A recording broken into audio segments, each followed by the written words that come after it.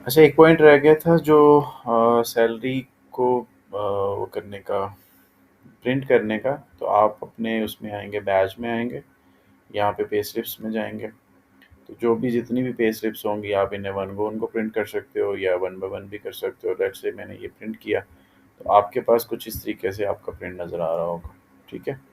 तो ये एक स्टैंडर्ड फॉर्मेट है इसका, इस तरीके से नज़र आ रहा होगा, कितने नंबर ऑफ आवर्स हैं, टोटल नंबर ऑफ डेज़ क्या हैं, अमाउंट क्या है, बेसिक सैलरी क्या है, ग्रॉस सैलरी क्या है, क्या उसने आपको अलाउंस वगैरह क्या दिए हैं, तो टोटल नेट सैलरी क्या है।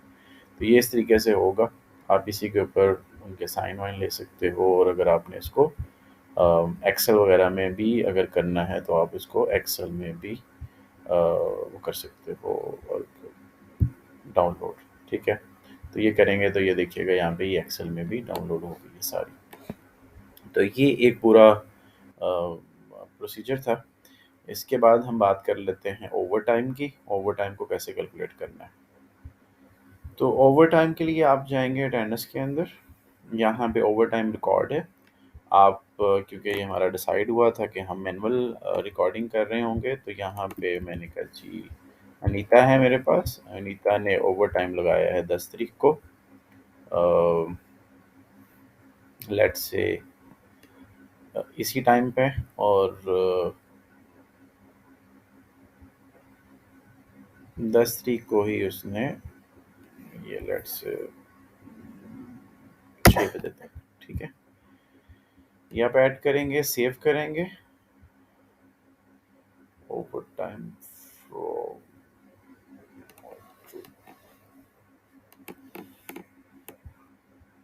ठीक है? वो क्योंकि मैं अगली डेट दे रहा था तो सिस्टम कह रहा था कि वो डेट तो फॉल ही नहीं करती, ठीक है? तो मैंने कहा जी ये 2 तारीख को, 3 तारीख को उसका ओवर टाइम है, ठीक है? और यहाँ पे भी उसका 3 तारीख का ओवर टाइम है। तो यहाँ पे सिस्टम ने ऑटोमेटिकली कैलकुलेट कर लिया कि इसके 5 घंटे बनते हैं। मैं इसको सेव कर रहा हूँ और इसके पास अप्रूवल जाएगी, ठीक है? अप्रूव हो जाएगा। अब ये क्या हो गया कि अब आपके पास ये 5 घंटे का इसका अनीता का ओवर टाइम सिस्टम ने बना दिया है। इसके बाद एक और ओवर टाइम बना देते हैं।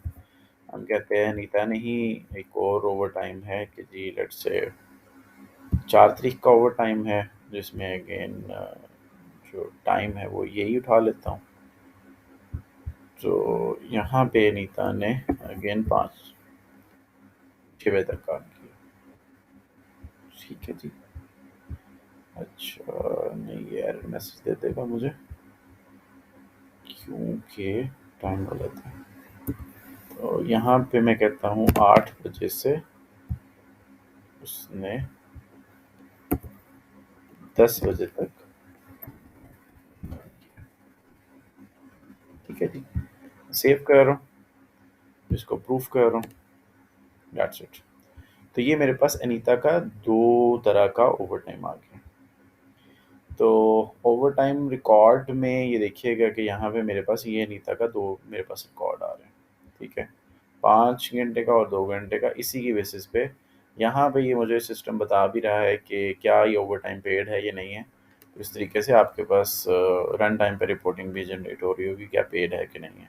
तो वो जैसे पे होगा तो वो यहाँ पे एज ए पेड में भी शो होता जाएगा, ठीक है? तो यहाँ पे अनीता का मैंने वो ओवर टाइम कर लिया। इसके बाद हम ओवर टाइम की स्लिप्स वगैरह जनरेट करते हैं। तो यहाँ पे आप क्या करेंगे, इस ओवर टाइम को आपने अभी इसकी स्लिप्स वगैरह जनरेट करनी है, सेम लाइक आप जैसे पेरोल का प्रोसेस चलाते हो। यहाँ पे पेमेंट्स में आओगे, ठीक है? ये मैंने एक मई की बनाई है, ठीक है? यहाँ पे आप बैच सेलेक्ट करेंगे और पीरियड सेलेक्ट करेंगे तो सिस्टम ऑटोमेटिकली जो जो बंदा भी आपका फॉल कर रहा होगा उस महीने के अंदर अ, उनकी ओवर टाइम कैलकुलेट कर देगा। ये भी सेम लाइक उसी तरीके से ही है जैसे आपका पेरोल था। तो आप यहाँ पे उसकी सिलेक्शन कर सकते हो, आप किस शिफ्ट की बना रहे हो।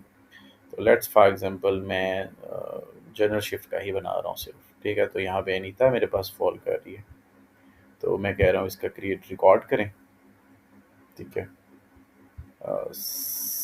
और ये मेरे पास ओवर टाइम की स्लिप दिखेगा, जनरेट होगी। तो ये ओवर टाइम की जो स्लिप है मैं इसको देखता हूँ, यहाँ पे क्लिक करूँगा तो ये देखिएगा अनीता का उस महीने के अंदर एक 5 घंटे का और एक 2 घंटे का, ये 2 ओवर टाइम आ रहे हैं। ठीक है।